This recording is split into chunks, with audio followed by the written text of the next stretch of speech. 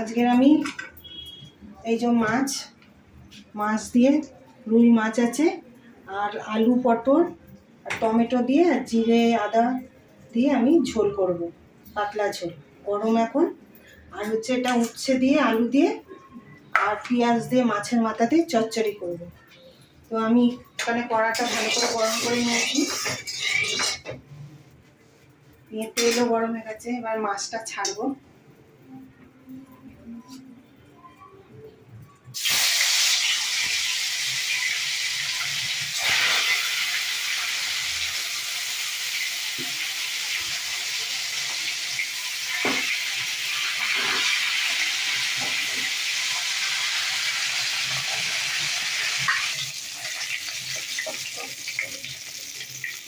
মাছটা আমার ভাজা হয়ে গেছে,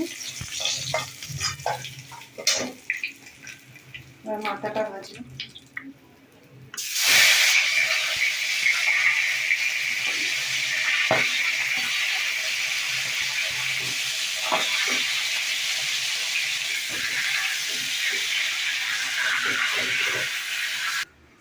এর মধ্যে আমি একটা শুকনো লঙ্কা আর এই 5 ফোড়ন দিচ্ছি ফোড়নে। তারপরে উচ্ছেটাকে ভালো করে ভাজবো।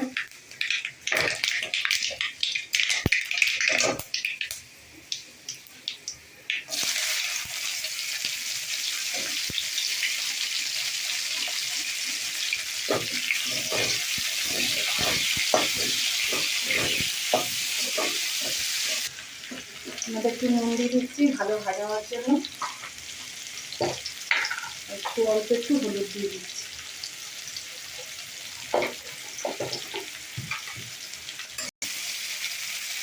আর উচ্ছেটা ভাজা হয়ে গেছে, এখানে আলু আর পেঁয়াজ দুটোই আছে, একসঙ্গে দিয়ে দিচ্ছি।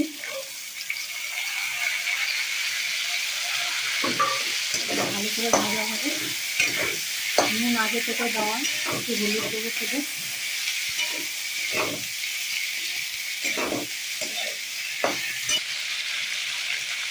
হলুদ গুঁড়ো দিলাম, একটু লঙ্কা গুঁড়ো দেবো,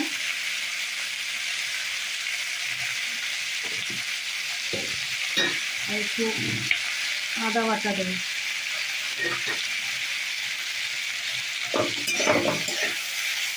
এটা যখন হয়ে আসবে তখন জিরে ধনে গুঁড়ো দেবো।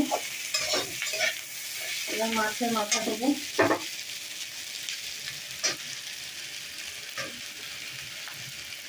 তো লেজা আছে দিয়ে ভালো করে মিক্স করে নেব।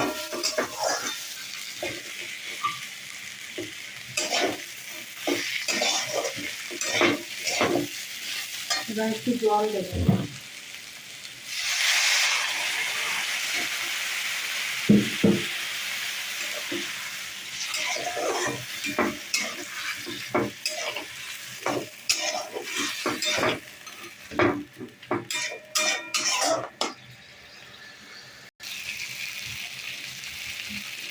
এবার আমার মিক্সের চচ্চড়ি হয়ে গেছে, শুকনো শুকনো। তো ওর মধ্যে জিরে ধনে আর শুকনো লঙ্কা একটু ভিজে রেখেছিলাম, সেটা দিলাম।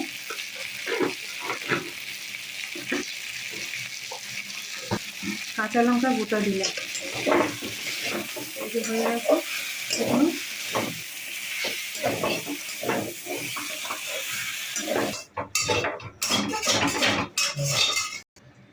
সাদা দিয়ে ফোড়ন দিলাম।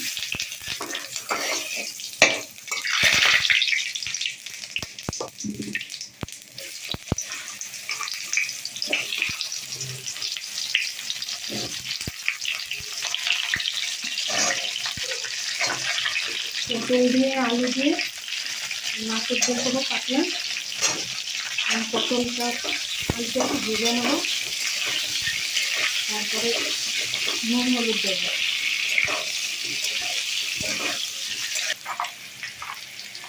আমার একটু ভাজা হয়ে গেছে পটল আর আলু, অল্প একটু নুন দিচ্ছি, 1 চামচ হলুদ।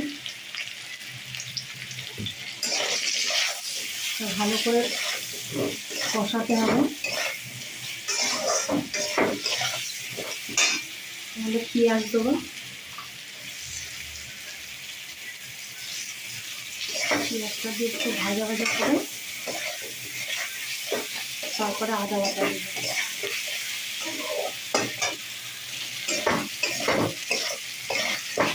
পেঁয়াজটা ভাজা হয়ে এসছে, এর মধ্যে আদা বাটা দেবো,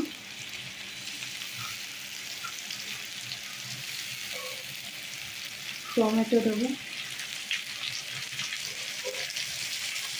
কাঁচা লঙ্কা টমেটো দিলাম,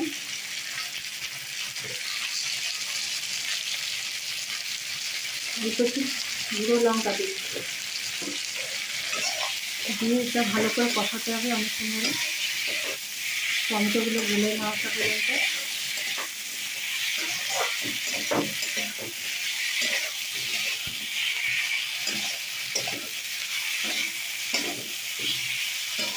মশলা কষানো হয়ে গেছে, এই মশলাটা আমি ভাজা মশলা দিচ্ছি, এটা এটা হচ্ছে দিয়ে কষাবো না,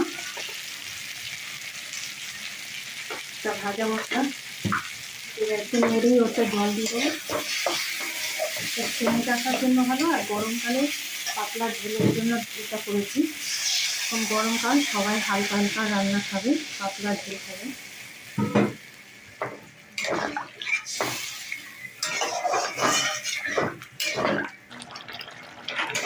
আমার মাছের ঝোল হয়ে গেছে।